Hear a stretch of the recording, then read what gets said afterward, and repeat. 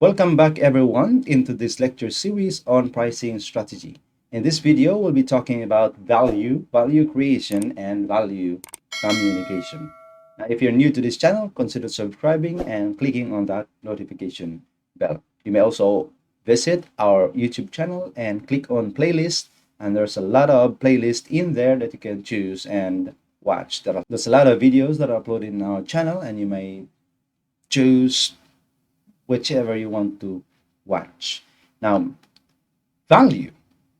Value creation or value proposition is a promise of value to be delivered, communicated, and acknowledged. It is also a belief from the customer about how value will be delivered, experienced, and acquired. A value proposition can apply to an entire organization or parts thereof, or customer accounts, or products, or services.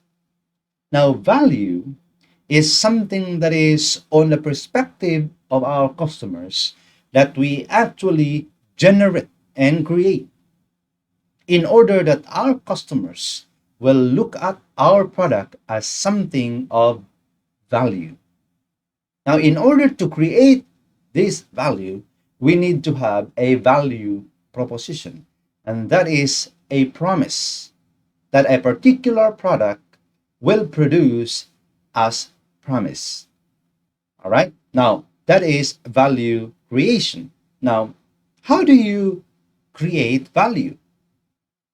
First, you have to be a value driven person or a value driven company. And to be a value driven company, you need to go back to a value driven pricing strategies and value driven perspective. The first thing that you have to do is you have to talk to your customers. And in the determination of value based pricing, so that your customers will feel that the product they purchase from your company is something that is valuable. You need to think the customer way, and of course, ask customers.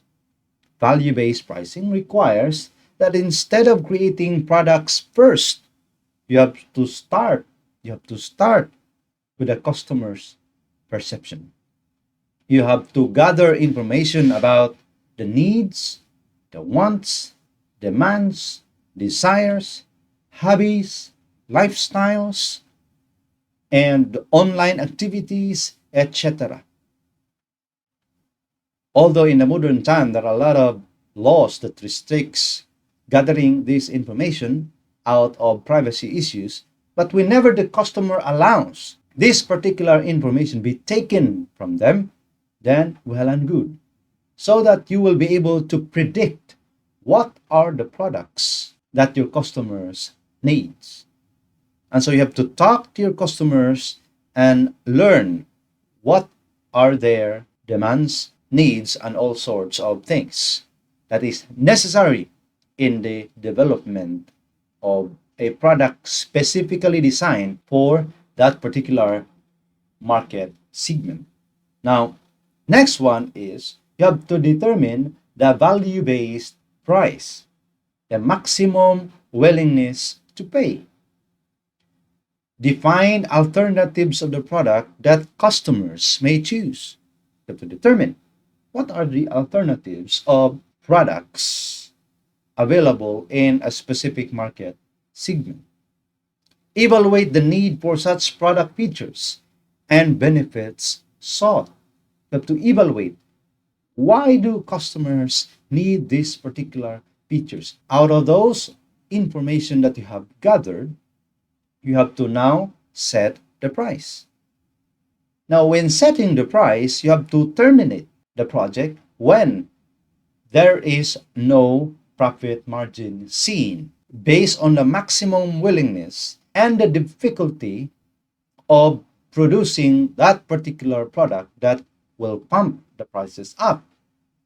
If production cost is too high, or there's not enough equipment and machineries to develop and produce in a mass context that particular product that your customers wants you to produce. Next thing is you have to design the product. Now, after the price is set, it is only then that products are designed. The design, therefore, must fit to the perceived value and must produce profit out of the maximum price the customers are willing to pay. Meaning, the design of your product will now be dependent on the cost to produce it and the maximum price the customers are willing to pay without sacrificing the quality of the product itself.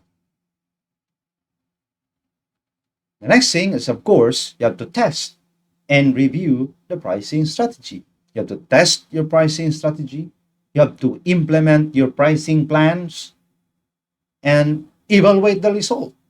And when results are out, you have to start all over again, and the cycle continues unlimitedly. And so this is value creation.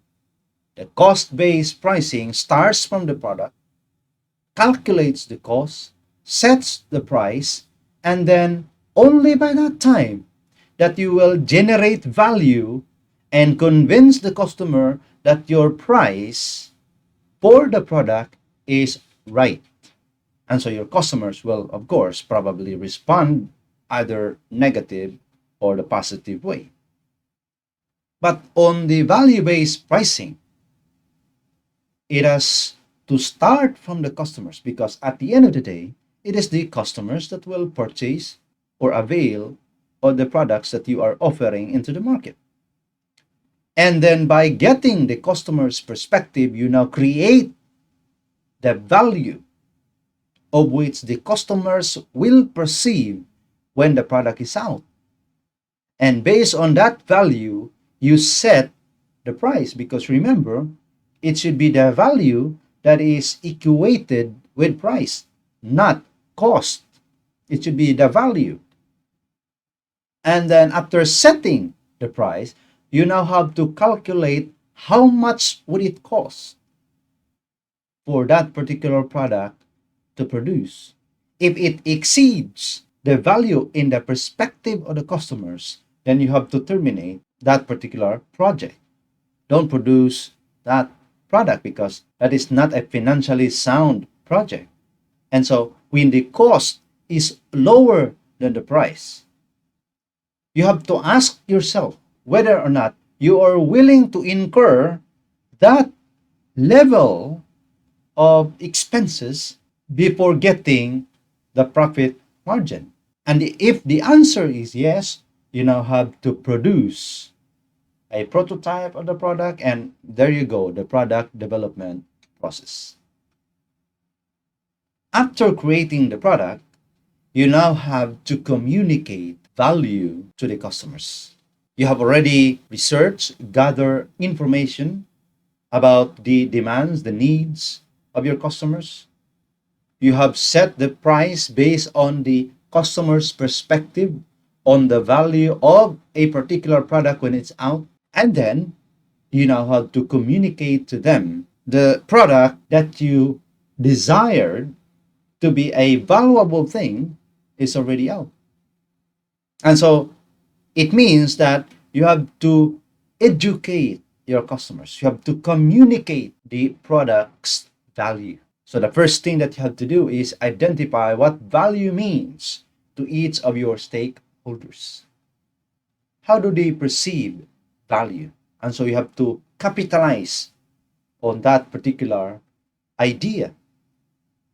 Define what your product and services does, focusing on the benefits and then on the features. What are the benefits and what are the features of your products? You have to understand how your target audience consume or process information.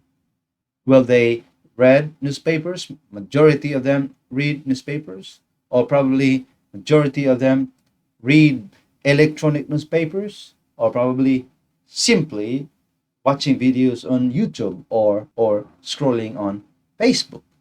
And so you have to understand that, because that is the exact medium of your advertising in order for you to educate your target audience. Communicate how the benefits of your products or services meet your stakeholders' need and create value for them. When a particular company is struggling probably on the production machineries that they have, and you are a company that manufactures exactly those kinds of products, of course, you have to go to that particular company and talk, probably, if possible, to the CEO or the board of directors, and specifically convey the message to them that you are willing to help them solve that particular problem. And by that, you create value. Monitor and measure and continuously improve. Don't stay stagnant. When you communicate value to your customers, you have to improve, because nobody is perfect and there are still rooms for improvement in every business venture or in every marketing communication project. You have to continuously improve unlimitedly until you can reach a point of near perfection. Move your stakeholders to action. You have to convince them to carry out a positive decision. That is value communication. Thank you for watching. See you in the next video.